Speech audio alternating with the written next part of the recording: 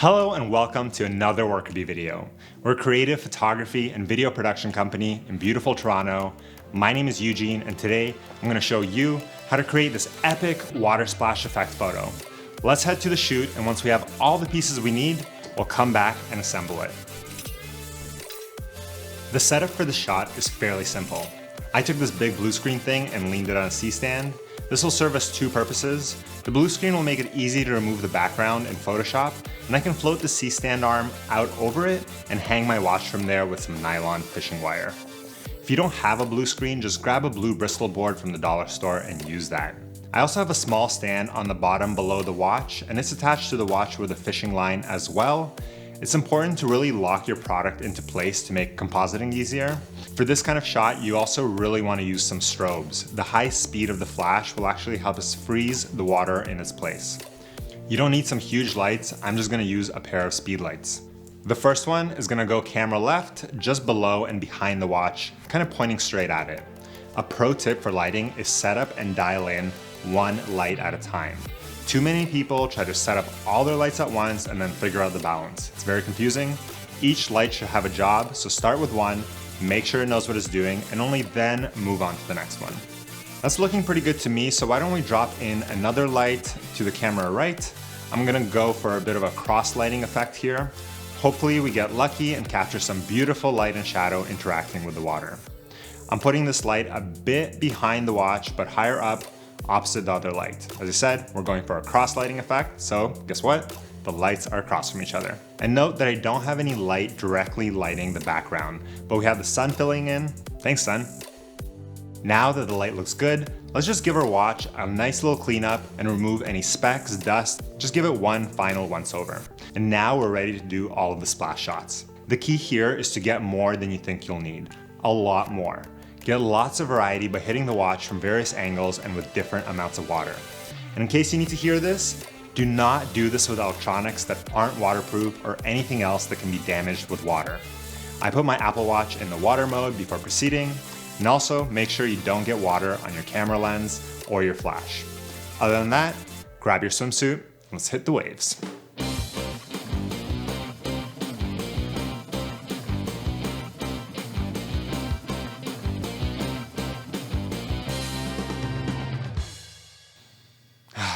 Well, that was refreshing. A big thanks to my father for helping me film the shoot sequence. Make sure you check out his scuba diving channel, Diver's Lens, linked down in the description below. Now, let's open it up in Lightroom and see if we got anything good. On my first pass through the images, I made a broad selection of the best splashes from the shoot.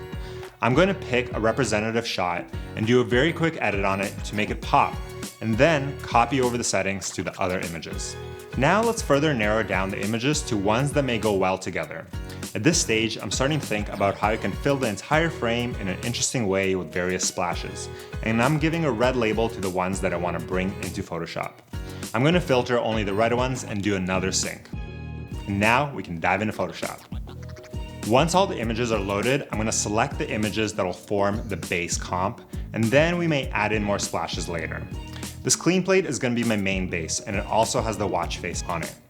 I really love the water splash going through the top strap here, so we'll use this for the top portion of the image. This image has this really cool shadow from the water on the bottom strap.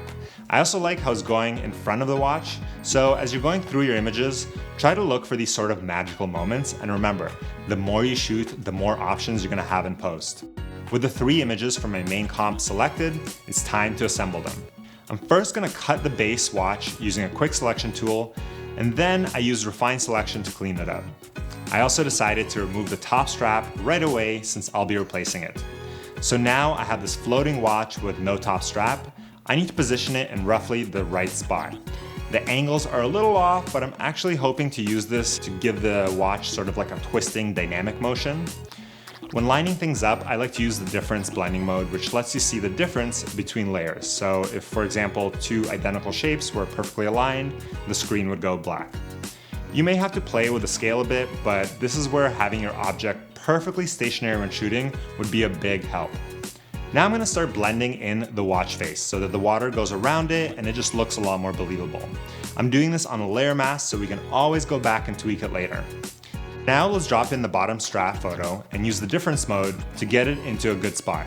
Now that I'm happy with it, I'm gonna just loosely paint the mask to reveal the comp that I previously made below it and just go around a bit and clean things up. It doesn't have to be super perfect as we're gonna remove all of the blue later and create a new background. So now I like how this is looking, but the watch is feeling a bit too straight. Why don't we crop it on an angle so that nothing is perfectly aligned to any axis?